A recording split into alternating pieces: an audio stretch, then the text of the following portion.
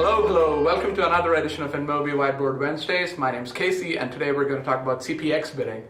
Everybody's heard about CPC, CPM, CPI, and all of the kinds of bidding in the programmatic world, but what in the hell is CPX bidding? Well, let's get into it, right?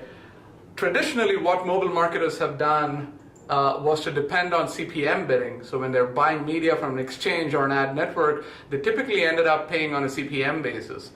That evolved over time, and over the last many years, models have evolved from paying CPC, that is cost per click, to potentially CPCV and CPP, which is cost per video view or cost per playable, and those kinds of things. And more recently, the model everybody's depended on is CPI or CPA, which is a cost per install or a cost per new user acquisition. What's happening though is that as marketing has become more and more a growth function and a function that drives revenue and not just new users, the onus of delivering revenue and delivering business outcomes is increasingly on marketers as well. What we see here at InMobi is that most of the marketers we work with are gravitating towards what we refer to as the CPX bidding model.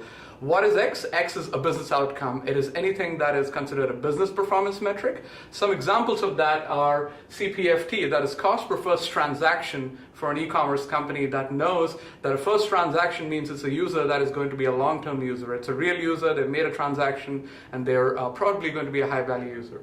Similarly, CPFR, which is cost per first ride if you're a rideshare app. Right? CPTB, that is cost per 10th burrito. Let's say you're a food app or a restaurant, a QSR restaurant with an application.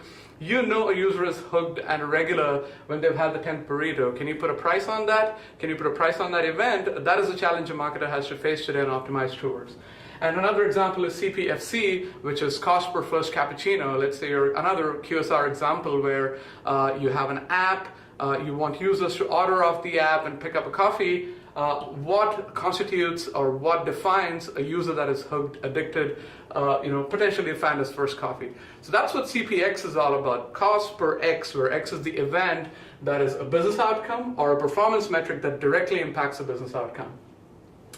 Why is this happening? Part of it I talked about before, which is marketers increasingly have the onus of delivering business outcomes. But there's other reasons too. Purely from a trading perspective, from a programmatic buying perspective, buying CPM, the amount of effort required to deliver a campaign to the scale you can potentially achieve, the trade-off just doesn't work. You're taking, as an advertiser, a large amount of the risk of buying media. You're paying publishers, but you don't know if your business outcomes are going to be met. You don't know if you'll acquire new users. All you know is that you're getting impressions. Obviously, the effort required to optimize towards business outcomes starting from there is huge, and therefore that limits scale because it's all manual. People have to do a lot of work.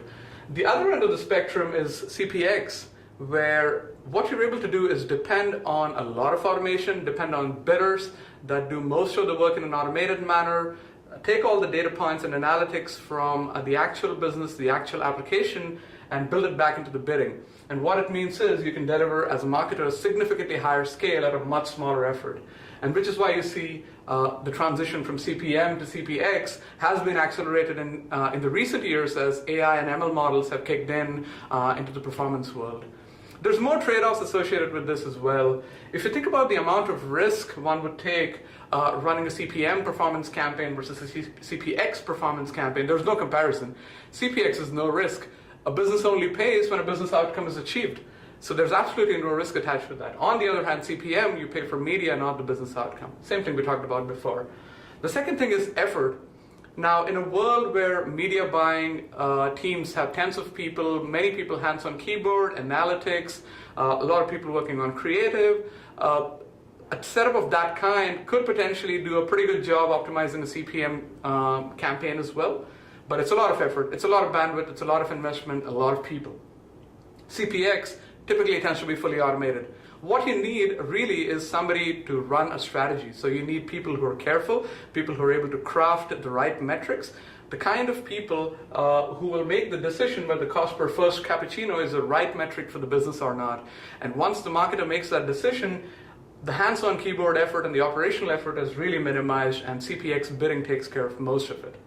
And the last part is, of course, control, right? The biggest risk with automation typically tends to be that when I was running my manual campaigns, I had a lot of control over not just the outcomes, but also the inputs, and on a day-to-day basis, we're able to optimize campaigns.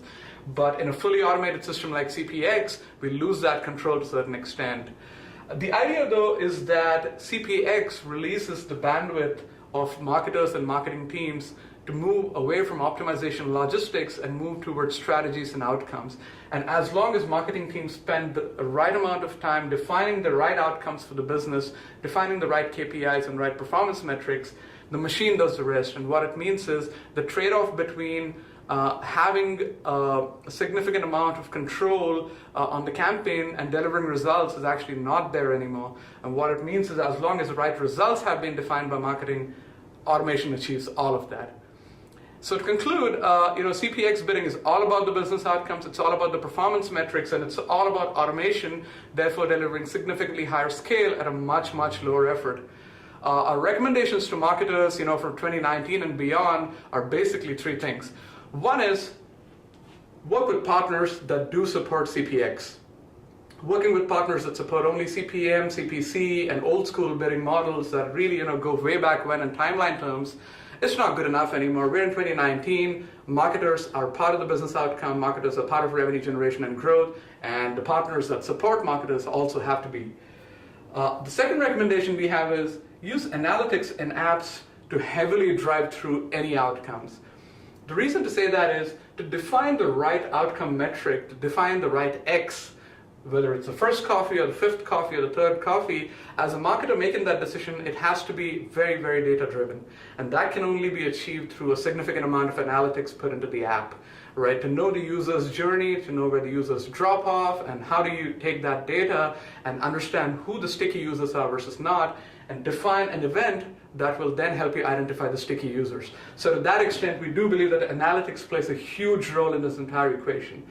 And last but not the least, and this is oft lost in terms of prioritization in the performance world, is you've got to shoot for scale when it comes to CPX. CPX is not for experimentation. CPX is not for just figuring out what is the right business outcome. And CPX is definitely not just to test out automation to then scale manually. CPX bidding is all about shooting for scale. You have the entire universe of programmatic supply as a marketer in front of you. How do you take all 5 billion users globally that potentially are an addressable market for your business and target them effectively using the highest amount of automation in the smartest way possible? That is the right way to think about this problem, and therefore shooting for scale is probably the precursor to even using CPX or 100% automation. And that's it for today.